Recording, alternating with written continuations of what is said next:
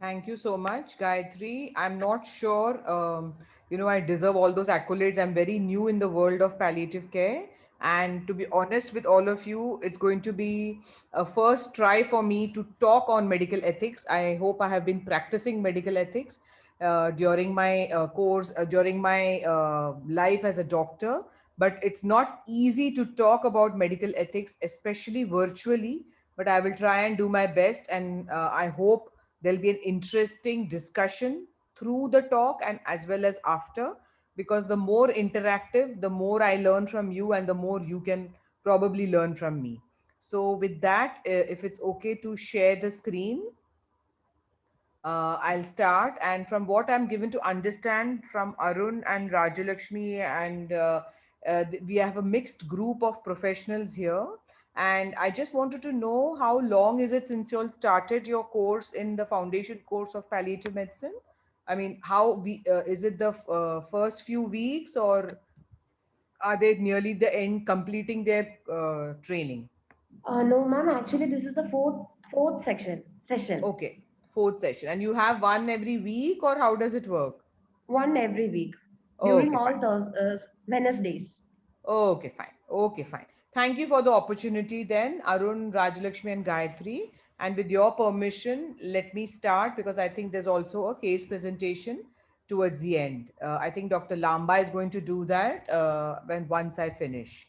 So, like I was telling you, medical ethics is not a very easy topic to uh, talk and teach about. It is a issue which is very abstract, and it is an issue which has to be very integral to any profession, more so the medical profession, because we deal with suffering, we deal with people being very sick and therefore probably very helpless, and also we deal with a life and death situation very often. Therefore, I think the learning and reading about ethics is extremely important, especially for medical professionals. And during the course of the lecture, I'll also try and tell you how it is even more important to talk about medical ethics during a pandemic. And I hope all of you and your family and friends are safe and all of you are well, and hope that you all also have been vaccinated, because that's the only way out we can see from this cruel pandemic. Okay, so just to begin with, what exactly is why is it important to know ethics?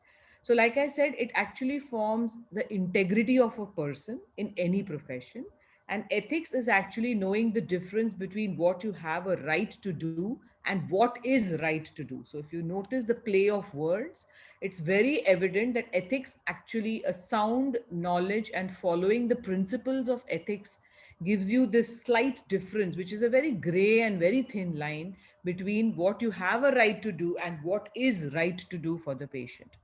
So please remember, this is just for you. I'm sure all of you already are aware of it. The four principles of medical ethics are autonomy, beneficence, which means try and do good to at any given point of situation, think and stop and see if that is going to be beneficial to your patient. 3 is non maleficence, which is doing no harm. And 4 is justice. So it is important to remember this and try and apply for every patient of yours in a crucial critical timing. You may not be able to tick all these four boxes, but you need to tick at least most of these boxes when you are treating your patient. So the entire basis and the definition of medicine is basically of medical ethics, is that basically the practice of medicine is rooted in such a way that you have to develop trust amongst patients, the healthcare professional, and the society at large. So as the basic point is, we are all during our medical profession trying to seek a balance between the responsibility of healthcare professionals towards each and every patient, towards each and every colleague, and therefore the collective responsibility of medical profession towards all those people who need medical care at large in the society. So it's a very tight balance where we have to maintain this, and it is very, very important to be taught about medical ethics, although it is not a very easy topic too. So if you start off with the basic human being and the basic rights of a human being, all human beings have and must have an access to healthcare, and this should not be discriminated. So what is the meaning of it? Should be the right should be non without any discrimination. So whether you're rich or poor, whichever caste you belong, whichever country you belong, whichever nationality you belong, basic fabric that connects us all is that we are all living human beings, and we all have feelings, emotions, we have fear, anxiety. So therefore we really need to connect at the human level so that we maintain human dignity. And along with that comes the right to privacy and confidentiality. And therefore, we really need to protect that helpless, unwell human being with all the medical ethics and the medical knowledge we know. So, this is the basic right of every human being, not just of what something every doctor should be aware of. So, the first principle is autonomy, which is a respect for every individual's decision making, the right of every human to understand his medical problem, the right of every human being to decide what is best for him. Because the way and manner in which you understand yourself, your emotions, your body, nobody with any amount of experience is able to do that. So it's therefore very, very important that you respect autonomy of every human being. And please remember, when we talk about ethical principles and related to medical ethics, these ethical principles should actually stand true even in every relationship in life. As for a human being, it really forms the moral and integrity of a human being. So if you think of it as in a family unit, everybody needs to have a choice to decide for himself. So you can extrapolate medical ethics to daily life, and the world will be a much better place to live. So autonomy basically respects the patient's right to know about his illness, the patient's right to make decisions for himself, and also when the patient comes to you, he entrusts the fact that you will give him the patient confidentiality, that you will not go and talk about him in the lift, in the corridor, at home, etc. It's very, very important when he entrusts his life story to you. And for patients to make decisions, he needs a full set of information. So the right for full, sufficient, adequate information is our onus. We need to give that to the patient. Otherwise, how will the patient be able to decide? So therefore, truth telling, being honest, giving the patient realistic hope is also very, very important role of a doctor. Along with that, protection, because these patients sometimes are very helpless, or they might be unconscious, or they might be incompetent. So there are some times when you have to probably take a role where you decide for the patient, and that is when you think of not doing any harm. And it is therefore each and every principle is important to understand so that we can have a good discussion about it. Then coming to beneficence, that is, this refers to in tradition to what to do everything which is in the best interest of the patient and minimize harm. So our basic thing should be to cause no harm, and the principle ensures basically that treatment should not cause any harm. So you must, whatever you write down, whether you decide investigations, whether you decide certain procedures, whether you decide certain therapy, each of this in your mind you need to check, will this benefit my patient? For example, if you have a young patient who comes with chest pain, is it right to order angioplasty? So you need to think of common things common. It is important, yes, to see to it that the patients, not that 20-year-olds cannot have heart attack, but should that be the first list? So in your medical knowledge, you really need to think of whether you're doing in the best interest of the patient, and will doing or not doing harm the patient. So that is negligence, so act of omission and act of commission.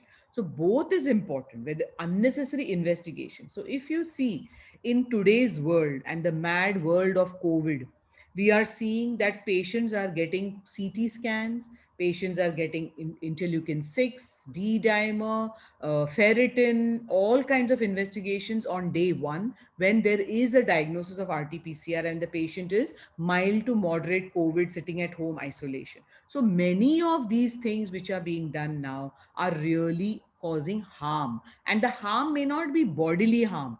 Yes, unnecessary CTs do cause unnecessary X ray radiation. But along with that comes the stress of going to the CT department, spreading the virus when you are in an RT PCR positive phase to even more people. So you're being a community hazard and then worrying about the CT report. So there's not just physical, but there's emotional, psychological pain. So we need as doctors to sit back and think and work according to evidence based, according to what we have learned in the past year, before we just dish out. Just because the patient is able to afford doesn't mean we do CT every 4 days. It does not, it's not ethical practice. Similarly, I get very often calls saying, okay, now my RT-PCR is positive. Shall I do all my blood tests? There is just no need. So please remember that even if it is not going to cause physical harm, it does cause emotional, financial, other kinds of harm. So when you are a doctor sitting and ordering investigations, it needs to fit into these ethical principles. And finally, justice. And justice, especially if you see the current status in what we in India went through in April with the surge of COVID-19 pandemic, we had so many patients, we had few beds, we had fewer ICU beds, we had fewer ventilators, and unfortunately, we were not trained in medical ethics. We are not able to triage these patients. Who should be going to hospital? Who should be going to the ward? Who should be going to ICU? Which patient should be put on ventilator? Which patient needs oxygen? Okay, if there are five patients, if there's a 20-year-old, 40-year-old, 80-year-old, how do we choose which patient needs priority first? So this is where justice comes, where there has to be whatever available resources are present, it has to be a fair share to each person. Everybody needs to be treated equally, and everybody needs, it's not first come first serve basis. It cannot be that, especially in a pandemic. Triaging is important, selection of patients is important. To think that a 20-year-old misses out on a ventilator and an 80-year-old with comorbidities goes on a ventilator is criminal justice. It is not right on the part of the doctor. Even if the 80-year-old is a rich person and he can pay your bills, it is the 20-year-old who should be given the priority. These things are difficult to decide because for the 80-year-old, you will say, I might be fulfilling the medical principle of justice, but I am actually causing him harm. Therefore, it is not, like I said before, it is not always possible to tick all the four boxes. But in every individual case, with proper communication, proper documentation, and proper understanding of what is in the best interest of the population and the community, we really need to take a decision. Any questions so far about the principles of communication and the four pillars, and how at all points you might not be able to satisfy all 4 points? But believe me, if you go via ethical principles, you can have a day at work with peace and come back home and face your own self and your own mirror image and go to sleep peacefully. So please remember, these four principles really do make practice much more comfortable and much more integral, so that there is faith and what do you say, respect restored in the medical profession. Currently, I think the medical profession is probably respected because of the pandemic and that we are actually putting our lives at risk and working, but still there is a lot of respect and there is a lot of what do you say, faith which needs to be desired from our patients and the community at large, because there have been a lot of non-ethical practices which has emerged in the wake of commercializing, in the wake of making more money, in the wake of becoming a rich doctor fast. So it is very important to understand the principles of communication. So the simple thing is, when we become doctors, we feel, can we do this? Can we do this? Can we do this? But when ethics comes into the question, the thinking process changes and it says, should we do this? So, is it right to do this? Whom does it benefit? Is this what the patient wants? So, there's a slight difference, and therefore, it is important to have a integration of both. So, you need to have your medical working diagnosis, investigations, and see if it matches most of the ethical principles. Okay. Now, very often you will know, and I'm sure most of you have parents whom you've taken to doctors, or the earlier generation of doctors usually have this very paternalistic attitude towards patients, saying, in my experience you should do 1 2 3 4 5 6, or you have this diagnosis, I think we should do 1 2 3 4, and I think this is the treatment for it. How many of you have experienced senior doctors who have actually sat with you? There are, I'm not saying there aren't, but not that common, to say, what is your choice? This is your diagnosis. These are the options of treatment. What do you think you want to do? Or what is your thought? How many of you have been trained by senior doctors who actually give the patient the respect of autonomy and ask him for his choices? So we have actually learned and trained, even in our medical training, to go through a very paternalistic model. That is slowly changing because patients are aware of rights. Patients are aware because of the various conditions. For example, even a non-medico now can give you a half an hour speech on COVID because there's so much information. So now patients have started questioning doctors. So there is an evolution, and there has to be a change in this paternalistic way of practicing medicine. It has to be informative. You have to make it more interpretive to the patients so that they don't listen to medical jargon from us. And you should be able to argue so that the patient learns from this argument. So, very often we say that today, what we have a relationship with patient and doctor, it's a very transactional relationship. I am the doctor, you are the patient, you are sick, you listen to me, this is what you should do. While it should actually be a relationship medicine where there is faith, there is trust, and also, yes, you have the experience, you have the evidence, but you should also have the potential to communicate your medical information, translate it to the patient in a manner that the patient will understand, so that you get more out of that consultation. Patient is understanding of his condition, therefore patient is more compliant, and therefore the treatment also will progress in a manner where there is shared decision making, and you don't treat the patient as a patient but a person and a human being. And that is what palliative care also teaches us, that we really need to respect the patient not as a COPD, not as CA pancreas, but Mr. So and so or Mrs. So and so. It's very, very important to respect our patients so that we in turn get the respect. It's very important to earn that respect from our patients. And all of us, when we became doctors, we took the Hippocratic Oath. Why is this important? Because it is to save us as well as others. We have this onus of saving people's lives, and therefore it is important to realize that not only are we saving us, but we also need to save our patients. Because when you actually start liking the art of medicine, there is always also a love of humanity. And somewhere there has been a disconnect between medical profession, compassion, empathy, and humanity. So, if all doctors actually thought and were empathetic towards their patient and were compassionate towards their patient, practicing medicine would have been a completely different ball game.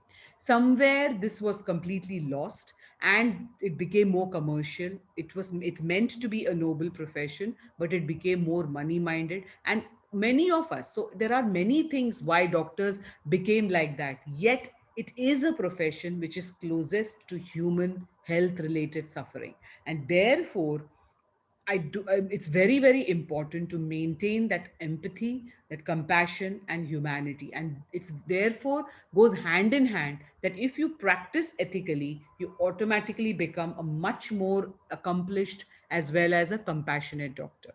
So when you learn about ethical issues, you must remember that you need obviously an understanding of the disease. So that's why all your training comes in place, the science, the pharmacology, the pathophysiology, and all that has to be robust. You must be able to apply the ethical principles in every patient of yours so that you are practicing ethical practice. And you also need to realize your own values, what is right for you. For example, like I said about the CT scan for COVID, just because a patient is asking, you need to take that extra 5 minutes or 10 minutes to explain to them why the CT is not useful at that time. Because it is not right to order that CT just because that patient can afford it or just because he wants it. There is a reason why you should not be advising the CT. So you need to have understanding of your own values, and anytime you should have the patience and the wherewithal to argue logically, healthily, and convince the patient and the caregivers, which is very, very important. So whenever you're uncertain on any of this, so suppose you're not sounding confident or you're not sure about it, then you will be uncertain, and that limits to knowledge, and that limits to getting the appropriate response from the patient. Now, the other angle that we need to know is, yes, there is a close angle between practicing medicine and incorporating ethics in medical practice. But at the same time, there's also the knowledge of law. Now, how is this related? So, medical ethics and law are not the same, but they actually define each other. So, breach of any ethical obligation may not be a breach of law. For example, if you do not tell a patient his diagnosis, or you collude with the relatives about not telling the patient his diagnosis, or you order a CT scan in a COVID positive patient, you're not going to be jailed for it. So, breaking ethical principles is probably not going against the law, but breach of ethical obligation may be used to prove medical malpractice. So, suppose you didn't put a particular patient on a ventilator, or suppose you didn't give a particular diuretic to an LVF. So, that act of negligence or that act of omission can be used as a legally. So, you understand the relationship. Not to following ethics is not equal to punishing, being punished by law, but breaking certain in certain situations, not following the ethical or principles, you can be then subjected to legal issues. Any questions? Am I being very clear? Gayatri, Arun, I don't know whether the rest will ask, but or comment, but if there's anything you want me to go slow or repeat, I'm happy to.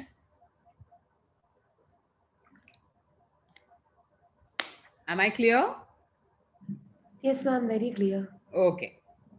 So again, so we need to therefore emphasizing a little bit more on ethics and law, uh, is that ethical values have often been influenced. So therefore, these ethical principles and doctors and healthcare professionals working in an ethical manner have influenced the lawmakers to make the medico legal laws. So they've influenced the legal doctrine, and the legal principles are therefore closely related to the ethical principles. Please remember that your ethical obligations actually exceed the legal duties. So, to put it simply, if you are a doctor who's practicing ethical medicine, it's very unlikely that the law is ever going to come any close to you. So, it's as simple as that. So, law basically serves to demarcate the limits of individual autonomy in the interest of the society. So, therefore, we have laws so that we do general good to the society, and it protects the rights of the individual in the constitution of any country. But if you are practicing medicine ethically, then the law is something you really don't need to worry about. Like I told you, patients have changed. The profile of patients have changed. Patients are also demanding more information, the right to information, the right to decisions. Therefore, you need to be professionally competent, and you need to have good rapport and relationship with your patients and colleagues. And by observing ethical principles, you probably will be able to target the most difficult patients and the caregivers. So, like I told you, very often we have this question: should we be telling the truth to the patients? What about I myself am not sure of the diagnosis? Is it right to make that aware to the patient? Or For example, even these other life threatening relationship conditions like dementia, motor neuron, mitral multiple sclerosis, HIV, is it right to collude with family members, and when the family members tell you do not tell the patient, is that right? So I would like to actually ask you, do you find this difficult?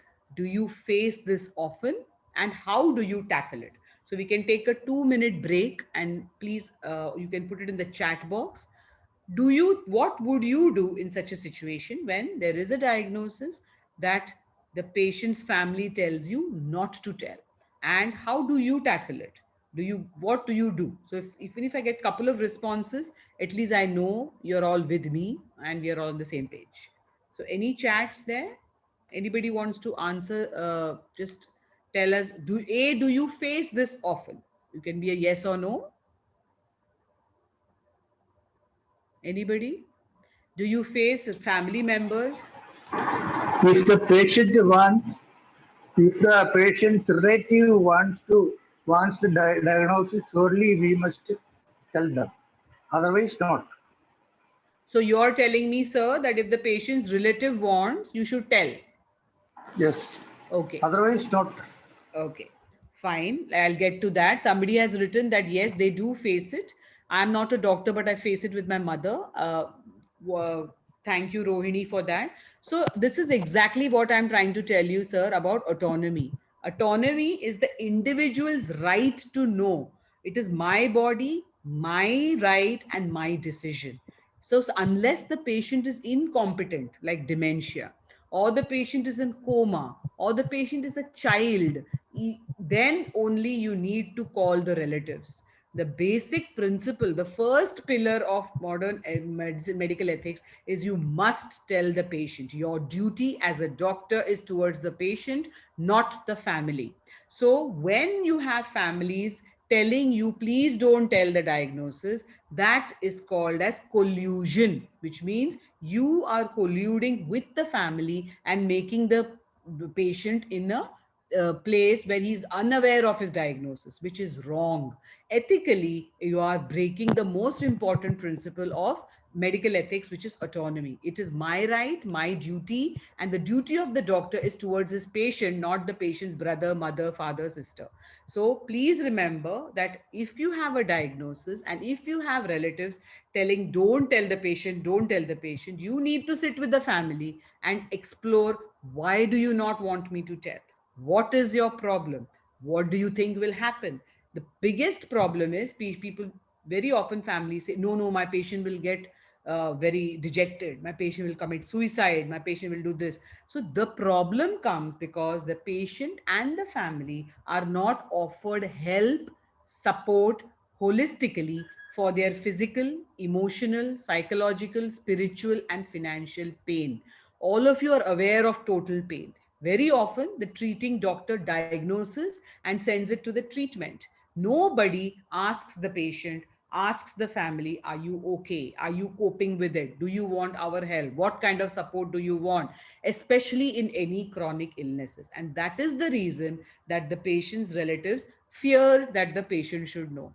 Believe me, if you involve your patient in the shared decision making, the cooperation, the compliance that you receive from such patients is much, much more. That the patient feels that you are respecting him as a human being and not treating him like any useless person who cannot make decisions. So please remember, one of the main principles of autonomy, of medical ethics, is autonomy. The patient has the right to know. And another way of putting this is, tomorrow you will be the patient. How will you like it if you are not told your illness and your brother, mother, sister are told about the illness? It is actually a form of betrayal. So please remember, if you do not approve of any particular procedure or any particular information being withheld from you, I don't think any patient also will like it. So you should give your patients a choice. You should ask the patient, do you want me to tell you, or do you want me to tell you and your family members, or you don't want to know about it? Let it be the patient's decision. Please try and treat your patients with that much respect and involvement in his journey of chronic illness. So is that clear? You must involve the patient. How you involve the patient, how sensitively you disclose the diagnosis, that comes in communication skills, but it is your duty as a doctor towards your patient. It has to be maintained. And believe me, the respect you get from the patient is immense when in a very critical and tough discussion you actually involve the patient. And it might not all happen on in one consultation, which is why the it's so important to learn the principles and concepts of palliative care, because you not only become a better human, you become a way better doctor. So I think it really makes a difference, and hats off to all of you for joining this foundation course. This is also something that I did about 4 years ago. So, this is what we face in modern medicine. The four phases of modern medicine is that we want to benefit the patient intentionally. Why do we why have we become doctors? Because we really want to help patients and we want to benefit them. But we also, in the process, say by the way we talk, by the other things we do provide them with unintentional benefit. Okay, we strive to give them intentional benefit, but very often we might end up with unintentional harm. And what does this mean? For example, a patient of tuberculosis is diagnosed TB. Okay, now the intentional benefit you are wanting to give this patient is to cure him of the TB, so you give him AKT. But that AKT can cause him unintentional harm, which is AKT induced or drug induced hepatitis. That was not your agenda. Correct? So you strive for A, but often end up with C. And the main purpose of use is that you do end up also probably making him less infectious by giving the AKT. But please remember that D, which is intentional harm, sometimes we don't even realize when we are causing the patient intentional harm. For example, we subject a patient to dialysis towards end of life. That is causing the patient. How is it going to benefit the patient? Suppose we are subjecting a 90-year-old patient who's dementia, who's had a fracture of the ball of femur. We subject him to surgery. Now we are subjecting him to, without even realizing, we are subjecting him to a lot of harm in such patients. So please remember, when you are trying to do something to a patient, try and fit it into these four boxes and avoid giving the patient D. You avoid giving the patient intentional harm. So it's very, very important. We feel that we never do D. But please remember that on any given day, it is very, very important to sit and think of what actions you have done that might have, without your realizing, made the patient, put it in the basically harm the patient. So please remember, these are and modern medicine has a lot of problems because we never let go. We keep doing things, and this keep doing things results intentionally to harm the patient, because probably there's no evidence base. You're just doing it because you've really nothing else to do, like chemotherapy protocol, stage 4 chemotherapy, stage 5 chemotherapy, try immunotherapy. So many things you do just to see to it that you are doing something. So please remember to fit your treatment into these four boxes. So I just want to quote judgment also, which is important for all of you to be aware that in 2018, in March 2008, the Supreme Court gave the patient the right to refuse treatment. So patients are allowed to say, I don't want ventilator, I don't want chemotherapy. If this surgery is not beneficial to me, I don't want to do it. But for patients to reach that conclusion, the doctor has to provide information that the patient understands. The patient is not going to understand everything, right? So you have to tell the patient. The onus is of the doctors. And to be honest with you, we as doctors have seen 100 more such cases. So I as a pulmonologist have seen 100 patients of COPD. I have seen 100 patients of ILD. I know the natural progress of this illness. I know how it is going to be. Then to not talk about emergency care and not talk of end of life care is wrong on my part. The patient feels I am treating the patient. But COPD and interstitial lung, as all of you know, are incurable conditions. So it's whose responsibility is it to tell the patients? It has to be the responsibility of the doctors. So you need to provide them the information so they can decide what is good for them and what is not. And even if you are an experienced doctor, every patient behaves differently. And it has to be the patient's choice to say, I won't go down this way, I will go down this way. And it should not be ego hurting to the doctor to say, I told you to do this, you did that, now you end up suffering. That is not the duty of what the doctor should be saying. A doctor should be supportive of his patient's decision. If the doctor feels the patient is not decided something in his best interest, that means you have not explained the condition to the patient properly. And even after that, if the patient says, okay, I know this is not good for me, but I still want to stick with my decision, it is your duty as a doctor to support the patient and provide him with adequate psychological support, and be sure that it is not reasons like I cannot afford treatment, or that I cannot burden my daughter, or I cannot do this is the reason for him to decide. That is your duty as a doctor, but please respect your patient's decisions. Also, that Supreme Court judgment allowed people to make advance directives and living will, which means that you can actually say, in an event where I am not able to decide, I don't want 1, 2, 3, 4, 5, 6 done to me. Also, the concept of withdrawal of care and withholding of care was discussed in the judgment. It was not termed in these two manners, but it is very important to remember that the intent with which you withdraw care in an ICU or withhold care in an ICU or a ward is not to kill the patient. So this is where the medical ethics principles comes. So if a patient has already told you, I don't want to go on ventilator, you should respect that and communicate and document it so that you keep yourself legally safe. It's not that you didn't put it because you didn't feel like putting it. It's because the patient didn't want it and this condition was explained to the patient. So you're withdrawing care. The intent is comfort of the patient. The intent is best interest of the patient. The intent is not to kill. So therefore, when you are following medical ethics, you're also obviously protecting the comfort of the patient. But it is not the act of withdrawing that kills the patient. The act of withdrawing is only meant for comfort of the patient. So your intent is very, very important for withdrawing and withholding. And that is what doctors need to understand. Very often, if you speak to intensivists, they say, oh, the law doesn't allow me to not put this patient on the ventilator. The law doesn't say any of that. The law clearly says act in the best interest of the patient. So you need to, as a medical doctor, be sure whether this act, and more so, see, in the COVID pandemic, we have noticed that patients who are elderly with comorbidities, who come breathless, they don't do well on ventilator. Knowing that evidence, we shouldn't be subjecting them to aggressive treatment, especially in a pandemic where 40-year-olds are dying without oxygen. So this is how you play out your medical ethics, where you provide justice, you see to it that you do no harm, and you do in the best interest of your patient. So by practicing good ethical practices, one will flourish as a doctor.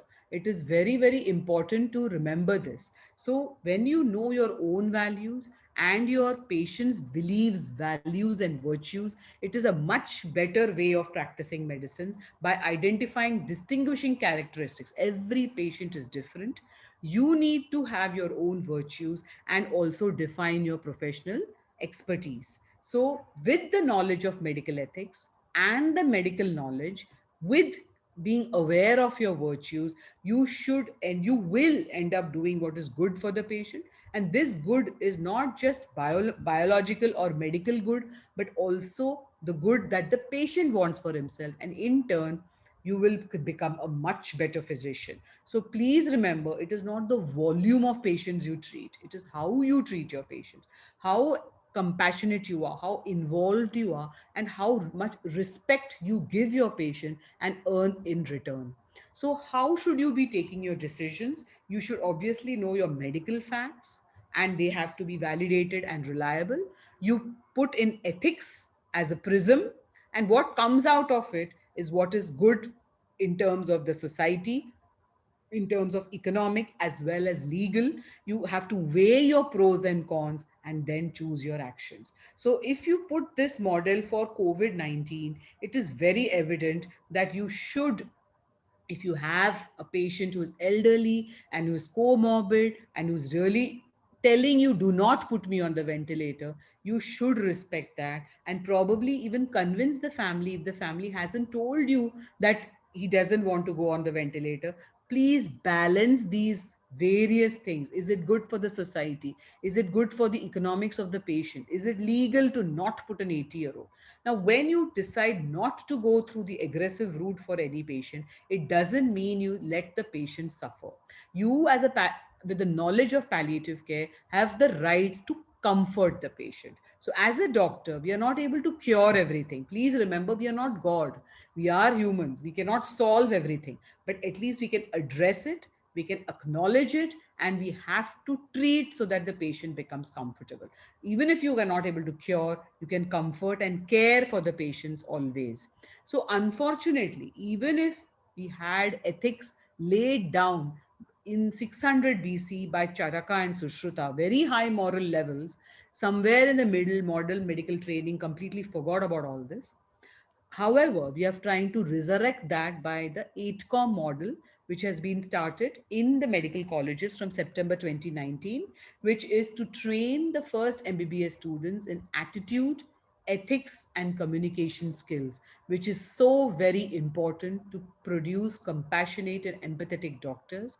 So, we really need doctors like you who are not just well trained in medicine, but also in medical ethics and also in palliative medicine, so that you wear the appropriate hat at different circumstances so that we give the patients our best, we improve the care experience of our patients the best. And especially during the COVID-19 pandemic, the way you choose patients, the triaging of patients, the selection of patients, the comfort care for patients, handholding of the patients who are isolated, those grieving relatives who are away from the patient in the houses, all this needs people like you trained in palliative care with a robust knowledge of medical ethics as well as medical knowledge. So, thank you.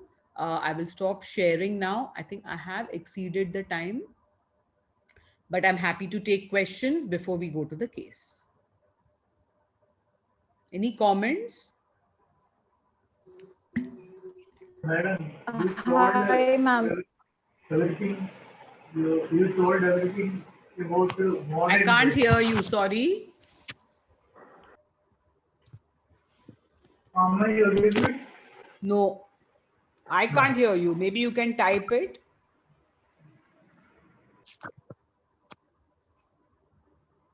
Maybe you, if you stop the video, the audio improves. But Gayatri, there are a few questions here. If you don't mind, I will take them. There's a comment by Dr. Nipun saying we should respect the family wish, but also make them understand it is important to tell the patient yes, so that the patient can have his wish fulfilled, autonomy maintained. Shrikala has asked, what if the patient is a minor? Then definitely we need to involve the parents. There is no two questions about that. But at the same time, you need to explain to the child in your own manner so that the child at least knows why he's enduring all this. So definitely you have to involve the parents. That there is no doubt about it. Dr. Nipun is also asking, does court judgment indicate anything about it? I don't understand what this means. So if you could please be clear when you're presenting your case, Dr. Lamba, that will be nice. I think Dr. Ajayan wanted to ask something. If you want to type. Uh, Am I audible?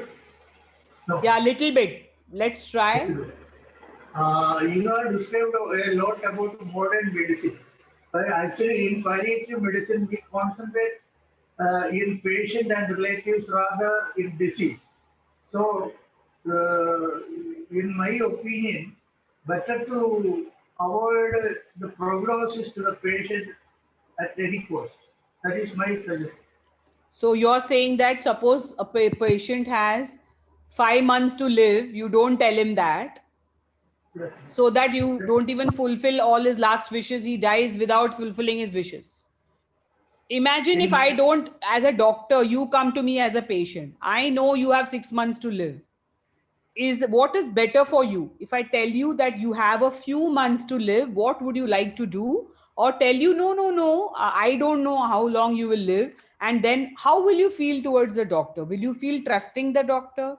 Will you feel betrayed when you die? Will you feel the fact that I wish I knew, then I could have at least done 1, 2, 3, or what, at least attempted to do 1, 2, 3, what I wanted to do in life?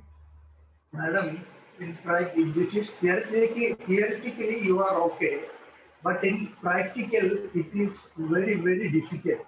I That is am big. a, I am a, I am a sufferer because my wife is a cancer patient. First diagnosis was in the fourth stage with meds. I have treated. She is undergoing treatment for the last 3 years, but the doctor told me about that it will last only for a few months or years. But I didn't tell her anything about it. But for the last 3.5 years, he is continuing treatment. He is better now. Everything okay. That is the practical law. No, no, I appreciate Dr. Ajayan. Thank you for sharing. It is not easy to go through what you have gone through, and I'm glad your wife is better. But everybody cannot be put in the same blanket, right? Okay. The patient needs to know. See, everybody is not the same. One. Two, in your case, thankfully, the doctor said X time and your wife has lived longer. If the reverse was true, how would you have felt? So it's different. So it's different for you cannot, nothing is black and white in medicine.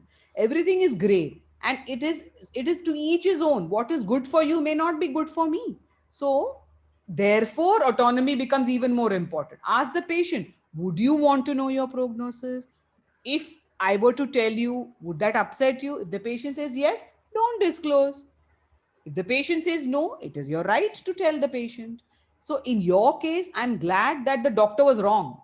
But very often, it can be the reverse. The doctor can say he might live 5 years and something can happen in 5. I have been told by patients, same like you're saying, that doctor, you never even told me my mother is so serious. She died in 2 weeks. You never told me. I couldn't even prepare myself. So it is an evolving science. And best part about this, Dr. Ajayan, is when you finish this course, you will realize how important it is to learn how to talk.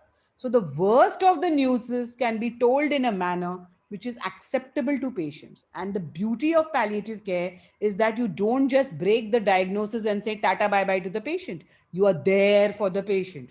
You are there at every step. You're supporting the patient at every step, not just physically, emotionally, psychologically, to some extent financially, socially. So that is the whole beauty. The point is, very often doctors tell you and are not there again. They don't pick up your calls, they're not there for your messages.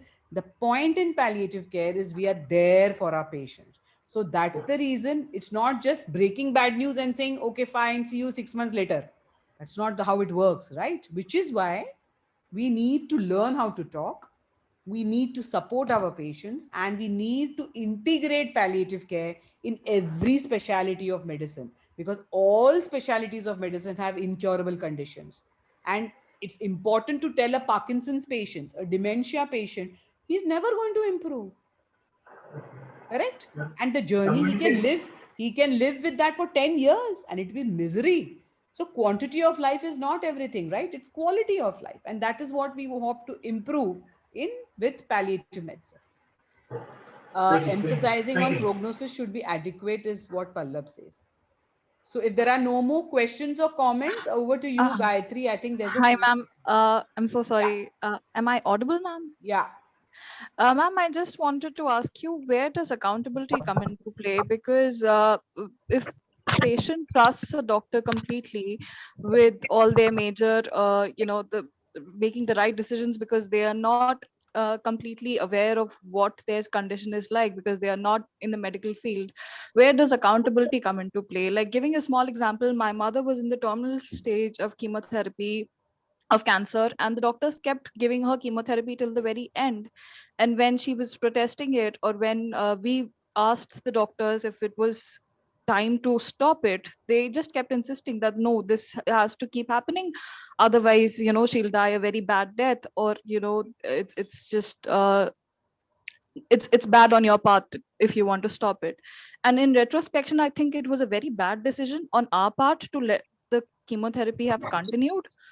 uh, so I just want to ask, where is the accountability in that, and how do you hold a doctor accountable for a decision that they made, which might not have been the best for the patient Yeah. retrospectively? So thank you for asking, and I'm sorry if your mother had to go through that. But to be honest with you, Rohini, this is where our medical training is lacking. When we get trained for becoming doctors, we are actually trained to, and it has been drilled into us that we cure and save lives. We are not taught how to care for patients. We are only taught how to cure patients. And therefore we come out of medical school with this megalomaniac thing that I am the here to save life, I am the best thing that happened to mankind, I will only keep doing more and more and more. Second thing, our training does not even focus on communication skills. We are not taught how to talk. I mean, if you think about it, a stupid toothpaste, MBA graduates are taught how to sell a toothpaste, but we are not even taught how to talk to patients who are suffering, and we are not taught how to empathetically discuss healthily with patients. So, if what I'm trying to say, accountability here is completely on the medical professionals. A medical profession has to disclose complete information to a patient about, say, chemotherapy. So, things like this is the evidence, this is what we are going to try, this is the success rate, this is the failure rate. Doctors are not confident about having those patients continue to be their patients because 80% of Indian medical practice is private. If I don't sell this to the patient, somebody else will sell this to the patient. So therefore, there is really no accountability and transparency. And in the fear of losing the patient, this patient is doctor is holding on to the patient by trying new and new things. So it has to be trained. This is exactly why the 8Com module is important, because you are actually causing harm to the patient by trying unnecessary investigations and unnecessary chemotherapy. So our training lacks, the way we are trained is poor. We are not taught how to talk. We are not taught medical ethics. And we are, because of the private thing, and it's become very commercial, that we keep trying and trying and trying. The simple thing is, I know doctors in even today get angry with patients for asking questions. Those doctors who get angry with patients need not be your doctors. For example, it's a very simple thing. I might be going flouting and talking ill about my own colleagues. But suppose, Rohini, you had asked, Sir, doctor, what will happen if I don't give my mother this chemotherapy? So he would have said 1, 2, 3, 4, 5 things would have happened.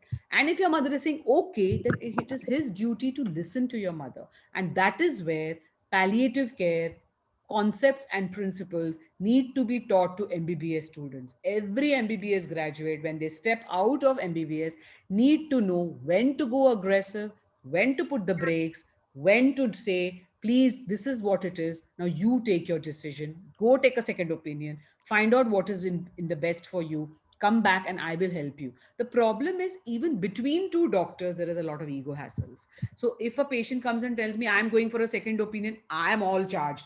Array, what do you think I'm wrong? It's not the point. It is the patient's right to get a second opinion. And to be honest with you, like I said before, medicine is not black and white. It's a very gray science, which is why we need to be honest. If you don't understand something as a doctor, you should be honest and say, sorry, but I really don't know how this is going to pan out. Why don't you take a second opinion? Or let me put you in touch with another doctor. The respect for the patient of the patient towards you will increase many folds if you yourself say, let me connect you with this doctor, or why don't you go to this doctor and see. So, and the other thing is, very often doctors treat their own also very differently. If this was his own mother, would he have done that? So even if you don't want to ask it in that manner, you say, doctor, what is the worst case scenario? What if I don't do this to my mother? So accountability is fully with the medical profession, because we hide facts, we don't disclose everything, and then we can't expect, and we also play the emotional card.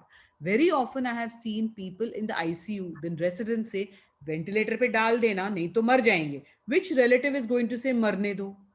Nobody is going to say, let my mother or father die. So it is communication skills, which is very, very lacking. We really need to know how to talk to patients. We really need to put ourselves in their shoes, and then all the right things will come. Because if you think of this pandemic, the way people have died across the country, it could have been any of us and our families. If you think like that, then you will start thinking straight that how can I prevent this and how can I give the right advice. So accountability is a huge thing which is lacking in medical practice, because we doctors unfortunately have commercialized. It's no more a noble profession, and that has to be kept in check. And that is why the faith and trust in doctors is at all time low. And specialities like palliative medicine is trying to resurrect that and bring back the faith and trust to amongst from the general public. Is that, I mean, have I answered that reasonably, Rohini? Yes, ma'am. Thank you so much. It is tough, but we all need to do our bit.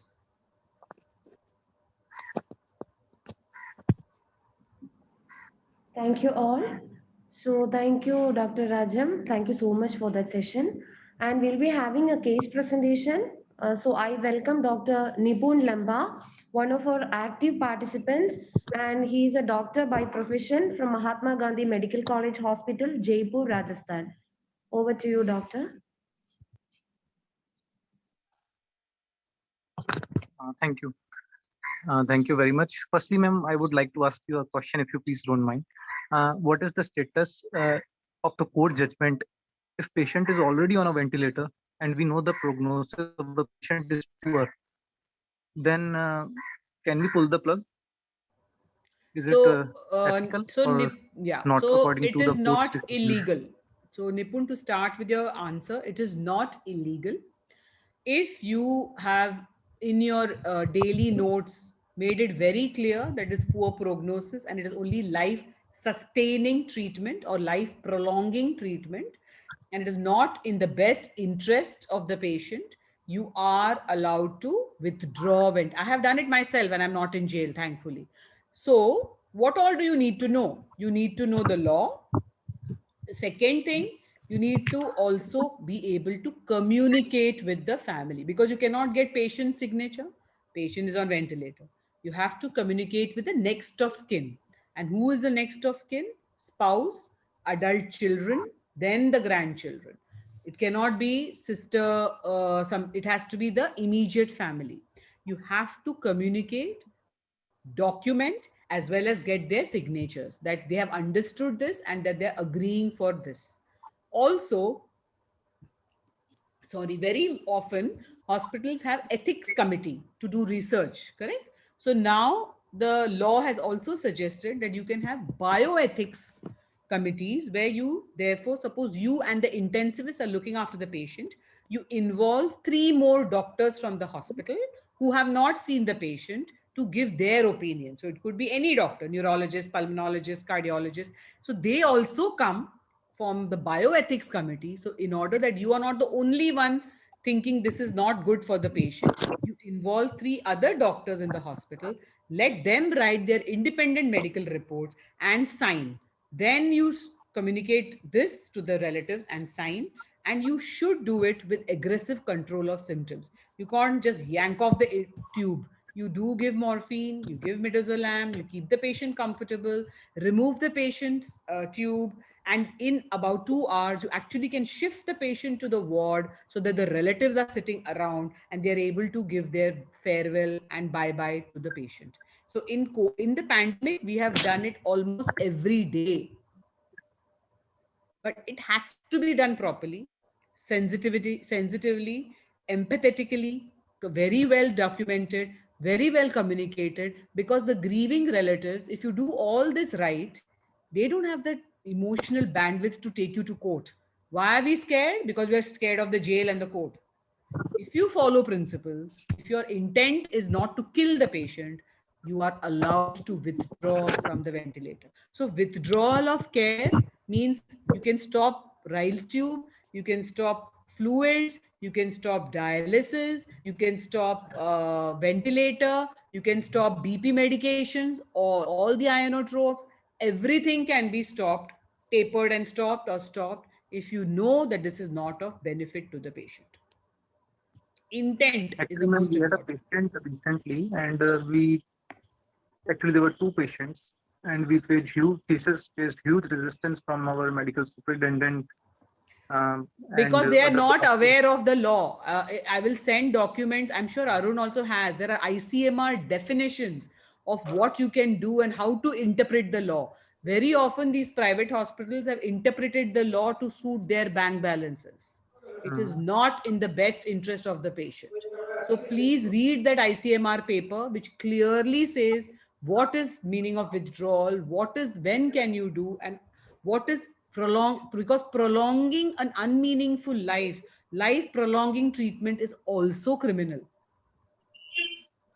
And especially more in a COVID-19 pandemic, you're denying that bed to a person who can survive.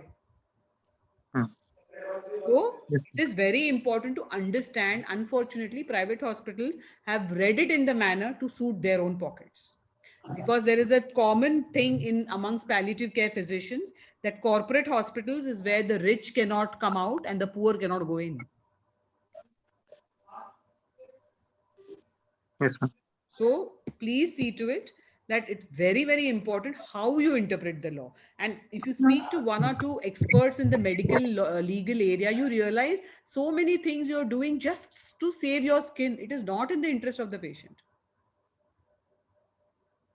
Now, what I have done is I have formed a committee of 3 members, one oncologist, the treating oncologist, one was me, and one other intensivist and a pulmonologist. विजय आओ And तो we इसको decided देखो that नहीं कौन है देखो इसको तो जानने जैसा लग and decided to pull the plug at that moment because the patient was the treatment was futile. Yeah. So it's the manner in which you do it. And unfortunately, like I said, it has to percolate from the top. Medical directors are almost always non-doctors. They're admin people.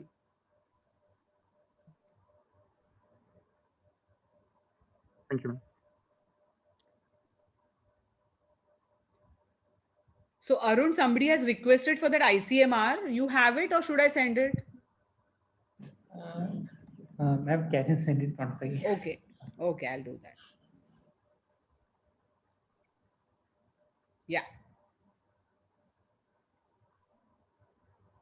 Dr. Nipun, can we start with the case presentation? Yes, we can. Do we have to share from Yes, we here?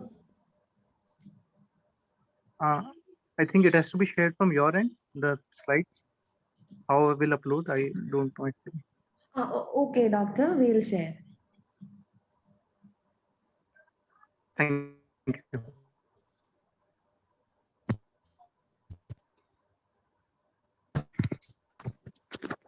Can we move on to the next slide, please?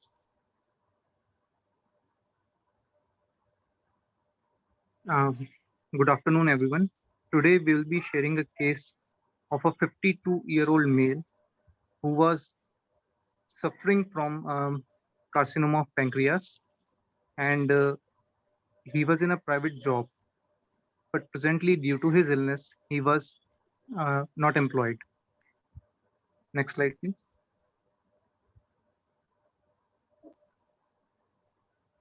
Medical history.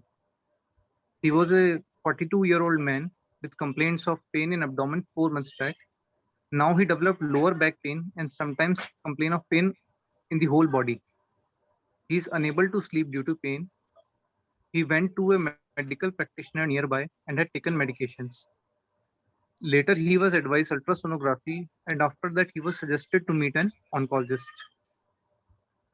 After meeting the oncologist, he suggested him to undergo a biopsy and a PET scan to confirm the diagnosis, and he was diagnosed as carcinoma pancreas with metastasis stage 4. He followed the treatment protocol and had undergone 2 cycles of chemotherapy, but his pain persisted. He was not relieved by it, and he was referred to palliative medicine department and was started on neuropathic medications and morphine. Next slide. The patient was aware of his diagnosis as well as his family was aware of the diagnosis. But the prognosis, the patient was not knowing about it. He was also aware of the disease, but he didn't know how the disease will progress and what's going to happen next. But we have told the family, his wife and his brothers, they were well aware of the situation and his disease and the progress of the disease. The patient was knowing that he was sent to us for palliative care for supportive treatment, as well as the family was aware that he's been referred for palliative support. Next slide. This was the family overview. He was a 42-year-old male. His wife was 38 years, and he had a brother and a sister. And he has a son of 8 years old and a daughter of 10 years old. Next slide, please.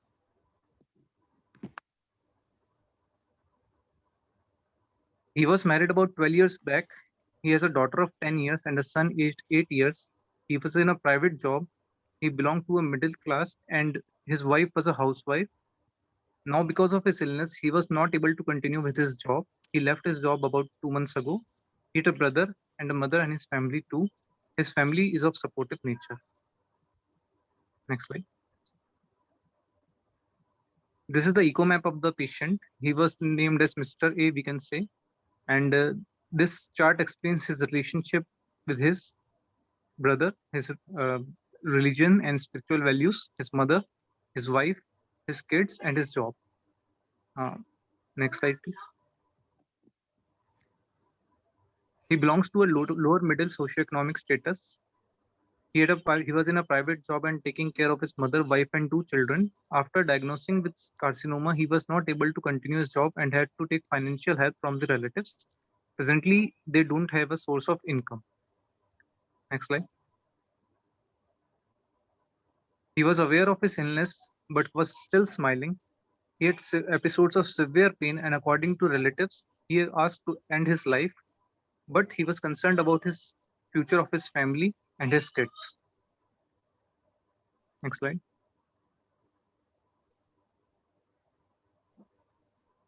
The concept of total pain starts with physical. He had a pain in abdomen, which was continuous in nature. He also developed pain in lower back.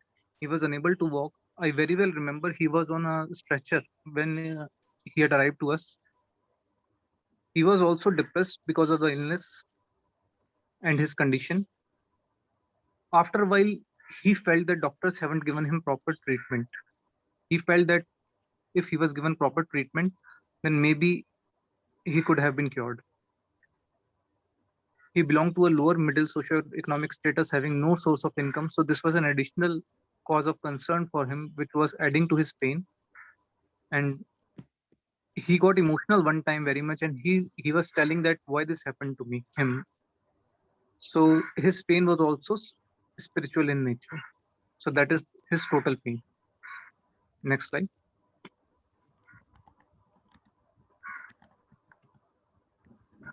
So our discussion points are: what is the role of palliative care in this patient? How can we manage pain in this patient? And how can we do for rehabilitation of family? I thank you. So we should start. Your first question is, what is the role of palliative care? For this, you need to tell me, Dr. Lamba, what is palliative care how do you understand palliative care? I think palliative care is just not treating the physical symptoms, but also the overall treatment of the patient, and along with taking care of the concerns of the family also.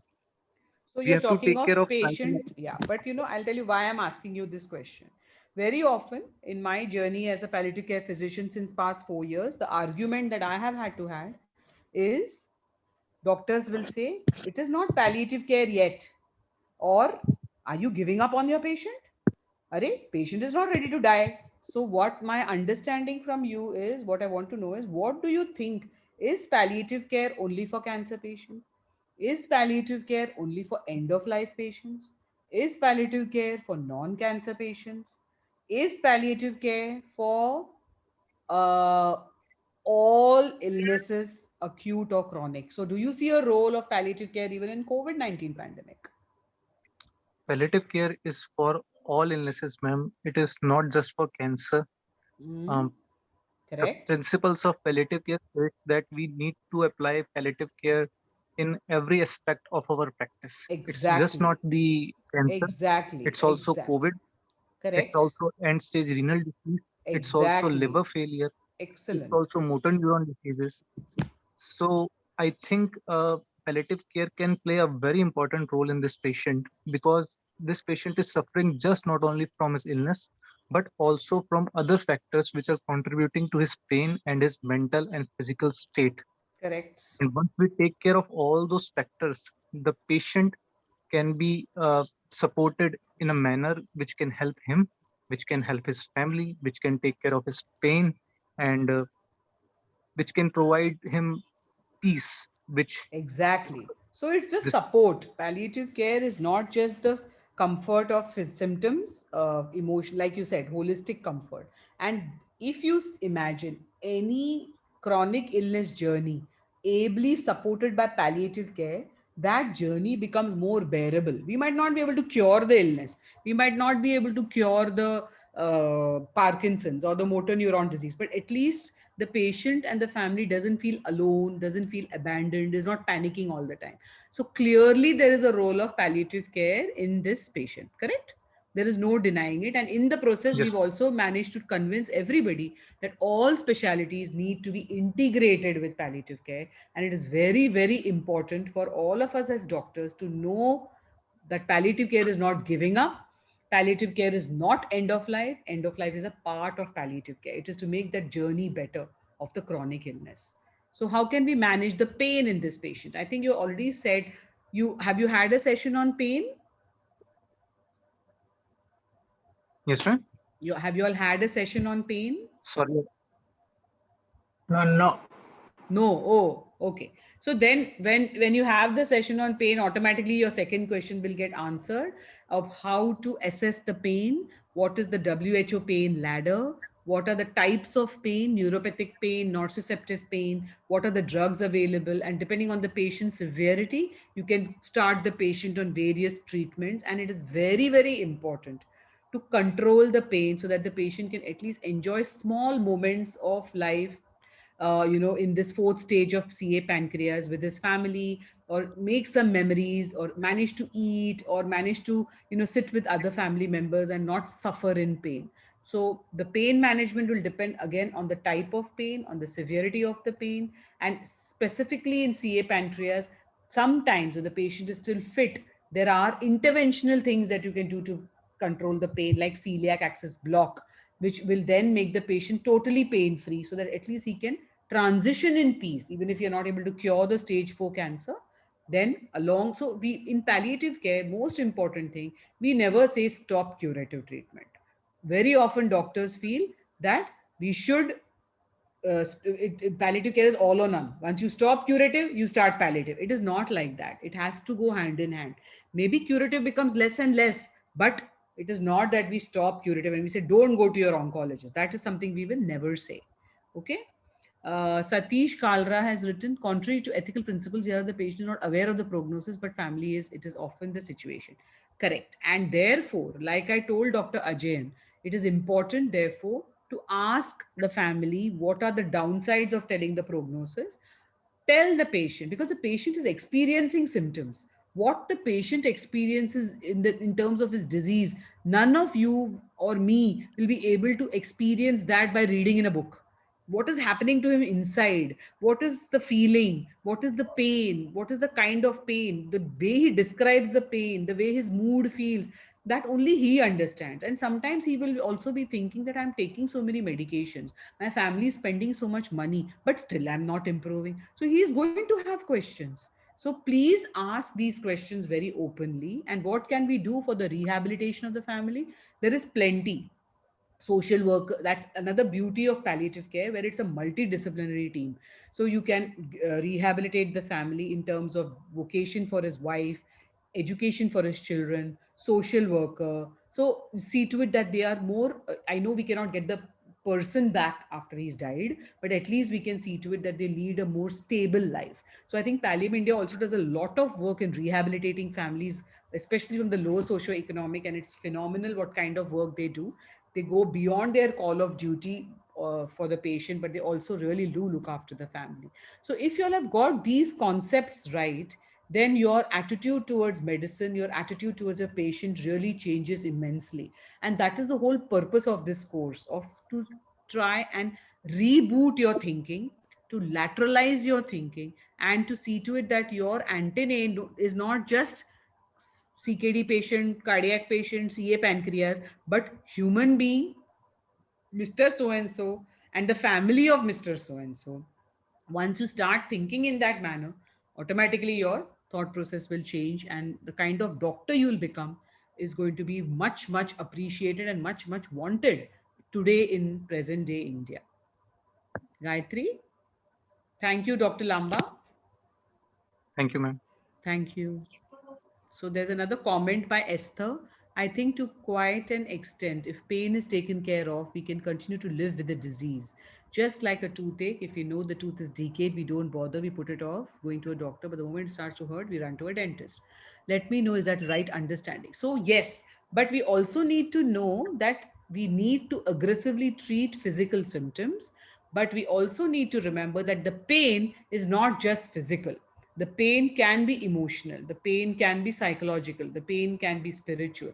So when you have a toothache, even if India is winning a 2020 match or a one day international match, it is not that interesting. Why? Because of this toothache. So in perspective of that, everything around you also looks gray and horrible, even if India is winning a match against Pakistan. So what I'm trying to tell you is pain is physical, but it has implications in your day-to-day life. And imagine a person, you're talking of a toothache, which is probably a one-time ache. Imagine people who have chronic pains, chronic illnesses, or something that just doesn't go. It really affects their life. So therefore, it has to be a the relief of pain has to be directed much more than analgesics and antibiotics. It has to explore the thought process of the person, the fears of the person, the beliefs of the person. So to some extent, yes, you are right, but you can't compare a chronic pain or a cancer pain to a toothache.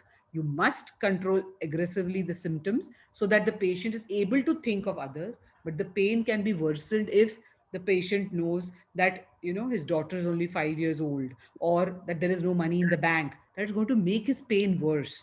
That is why you need to address everything holistically. So I hope I'm clear, and I hope you it was an interesting I mean, I learned a lot reading for this lecture because I was going to give it for the first time. Even though I've attended a lot of talks on medical ethics, it's very difficult to talk on ethics because it's something you have to practice. And for that, I think it's very important to sit back and think how you have treated your patients till today and how you will from tomorrow. I think that if there's a little bit of change, then I think our job is done. So thank you very much for this. Over to you, Gayatri and Arun, and I've sent you the 2 papers, Arun. Ma'am, it's already shared in WhatsApp group, ma'am. Excellent. Thank you. Any more questions from the participants or any more experience sharing or?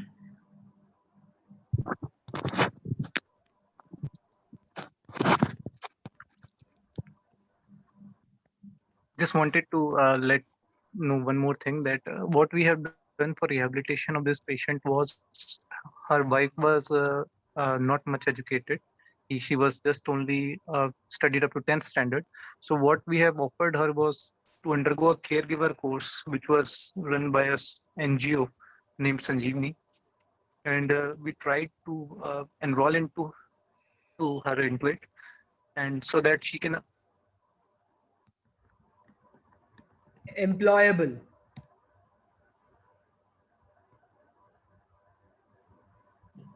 Dr. Nipun? she didn't. Yes. We lost your last few sentences.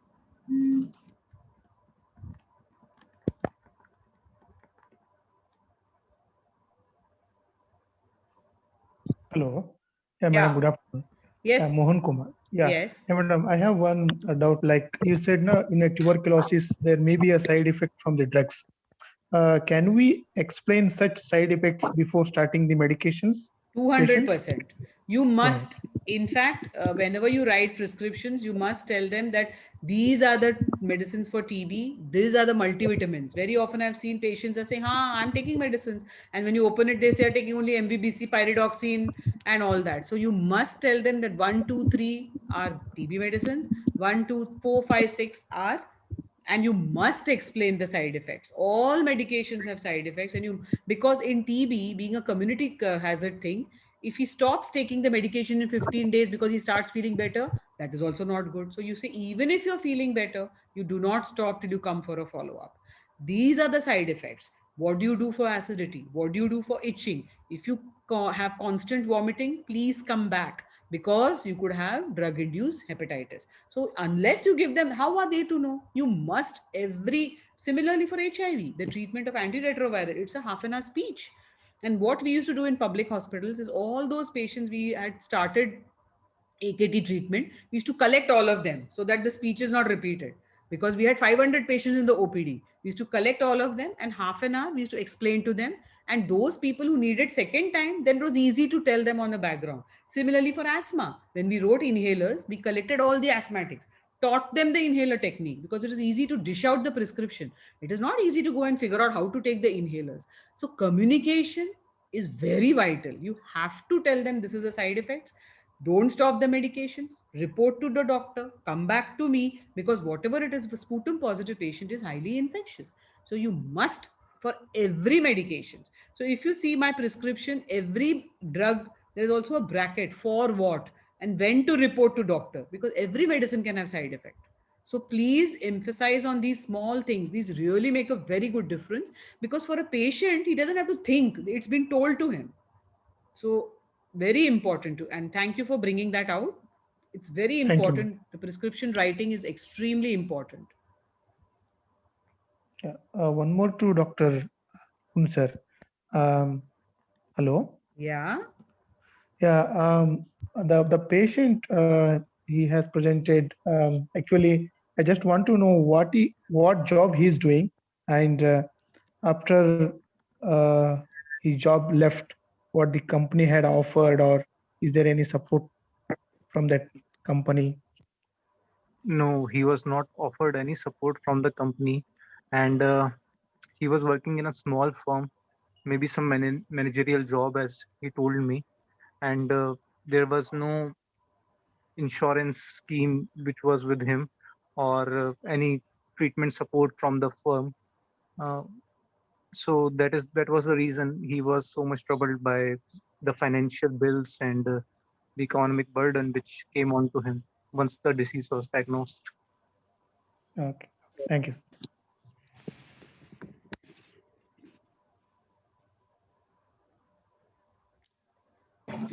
Any more questions or thoughts or comments? I think we are in good time now. We have not overshot time.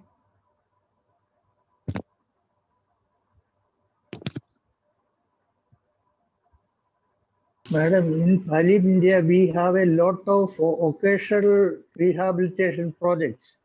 One is educational support to the children. The other one is food distribution. That means 5 kg rice, 1 kg sugar, and other items cost rupees 1,000. This food kits are being distributed in every month. Then another goat rearing, other one cattle rearing, other one paper bag making, other one flower making, paper flower making, other etc. etc. A lot of avenues are there for vocational rehabilitation. Great. Yeah, but that is Kerala. Are you from Kerala? Yes, I am from Kerala. Kerala is a very different public infrastructure. That's why you can see how it has handled COVID also. Despite the 40,000 cases, you have only 40 deaths. So Kerala is a very different ball game. A, you're a smaller state. B, you're a 100% educated state. C, your public health infrastructure is extremely good. So unfortunately, if you extrapolate that to a Uttar Pradesh and a Bihar, it is all just completely out of the window. So you're lucky that you're in Kerala. None of this happens in the rest of the country. So that's another thing that happens in Kerala. And actually, I am from Kerala, but never lived there. So I feel very proud to be affiliated from there. But you're blessed being there. Just one more question, Gayatri, from Rohini. What's the difference between withdrawing and withholding care?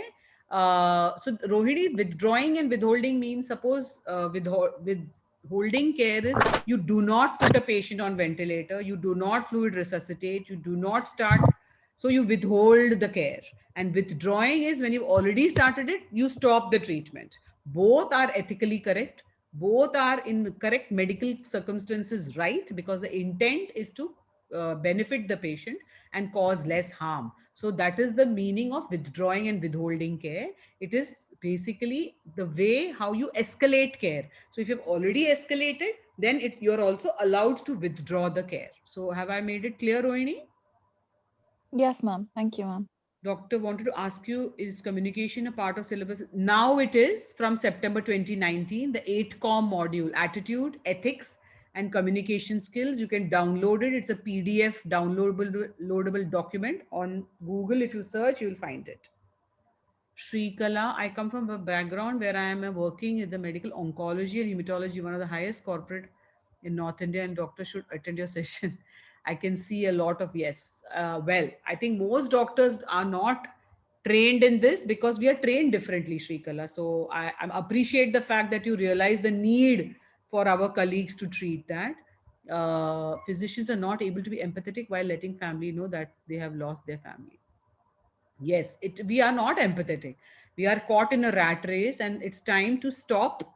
And I think the pandemic is also a very important learning for us about how it is to die alone, to be isolated, to be quarantined, to suffer alone. And therefore it is, and it really could have been any of us. And we have lost a lot of our colleagues, close to 1,000 in both the waves. So I hope that doctors, there's so much of panic and fear about death and dying because of COVID, that even doctors, I hope, stop in their track and think of why have they become doctors, what is the reason, and what can they make a difference in the society. Yes, it's very sad. I feel very bad for you, Esther, that when we lost the doctor only. And you also need to remember that doctors also can go through burnout. Doctors are also very overwhelmed and fatigued now, but we are not taught how to talk, and we are not taught to be compassionate doctors. So I think we find it very difficult to cope, and we find it difficult to tap the emotions of the patients because we are not in any way capable of handling those emotions. So we best don't go in that way at all. And I think in the process, we come across as indifferent and arrogant or insensitive doctors.